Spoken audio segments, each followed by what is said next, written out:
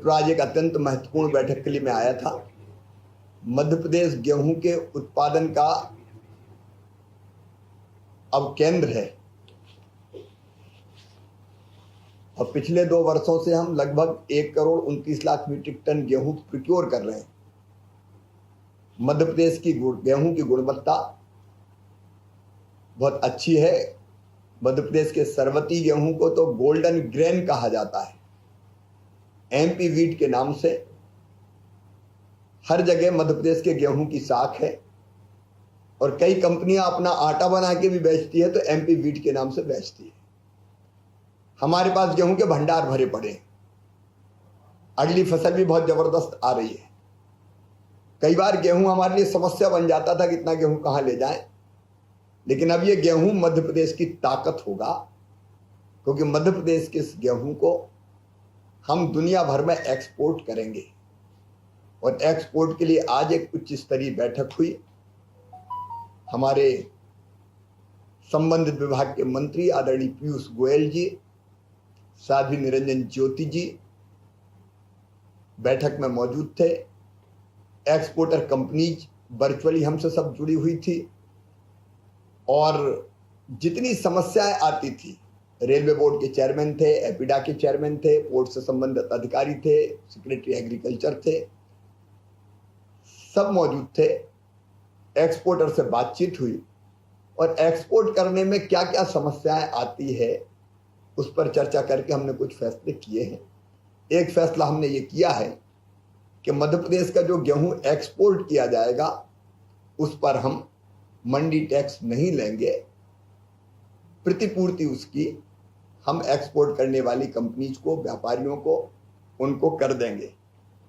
हमने ये भी आश्वस्त किया है कि मंडी बोर्ड भोपाल में एपिडा का कार्यालय है और इसलिए मध्य प्रदेश के कृषि एक्सपोर्ट सेल के माध्यम से हमने एक्सपोर्ट का सेल भी बनाया हुआ है। उसके माध्यम से निर्यातकों को जो सुविधाएं चाहिए वो सुविधाएं हम उपलब्ध कराएंगे।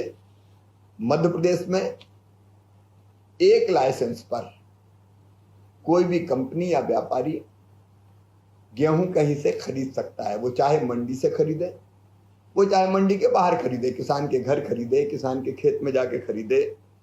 Madhya Pradesh farm gate app के माध्यम से क्रय करने की सुविधा उसके पास उपलब्ध है। मध्य प्रदेश में मंडी में विक्रय होने वाले गेहूं की वैरायटी और ग्रेड का भी उल्लेख किया जाता है, इसलिए उसको पता है कि कौन सी वैरायटी है, किस ग्रेड का गेहूं है। हमने ये भी तय किया है कि वो मंडी में नीलामी की प्रक्रिया और ऑनलाइन अनुज्ञा की सुविधा उपलब्ध है। इस सुविधा के माध्यम से एक्सपोर्टर स्वयं अपने किसी व्यापारी से, स्थानीय व्यापारी से पंजीयन करवा सकता है और आराम से मंडी से भी खरीद के लाइसेंस प्राप्त करके क्रय करके वो एक्सपोर्ट कर सकता है। फसल के वैल्यू एडिशन और गुणवत्ता प्रमाणीकरण के लिए प्रदेश की प्रमुख मंडियों में हमारे पास इंफ्रास्ट्रक्चर, असेंग लैब और एमआरएल टेस्ट की सुविधा हम उपलब्ध कराएंगे। निर्यातक को प्रदेश की प्रमुख मंडियों में एक्सपोर्ट हाउस को एक्सपोर्ट आधारित अधोसंरचना के लिए यदि जमीन की आवश्यकता पड़ेगी तो अस्थायी रूप से हम उसको भूमि और अन्य सुविधाएं रियायती दरों पर उपलब्ध कराएंगे। मध्य प्रदेश में किसानों से गेहूं खरीदने पर अगर उसको ग्रेडिंग और सॉर्टिंग करनी पड़ी तो हम ग्रेडिंग और सॉर्टिंग के लिए भी जो खर्चा आएगा उसकी प्रतिपूर्ति भी हम करेंगे।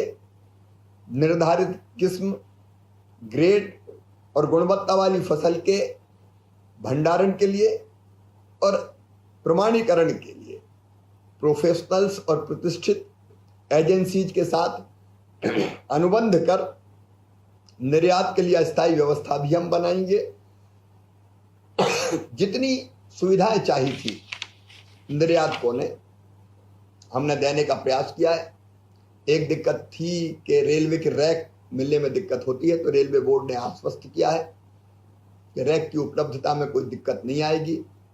पोर्ट पर रखने की जगह चाहिए, और किसी भी पोर्ट से वो निर्यात कर सके। वो फैसला भी तय हो गया कि एक पोर्ट नहीं, कहीं से भी वो निर्यात कर सकते हैं। इन फैसलों के कारण मुझे विश्वास है कि मध्य प्रदेश से गेहूं का निर्यात तेजी से बढ़ेगा, जिसका फायदा किसानों को हो।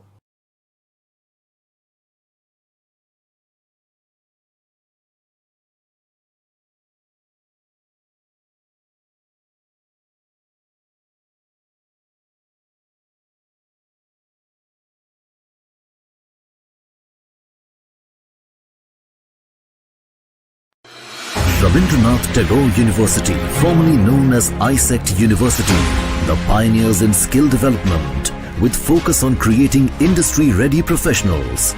Join India's premier skill-based university, Rabindranath Tagore University.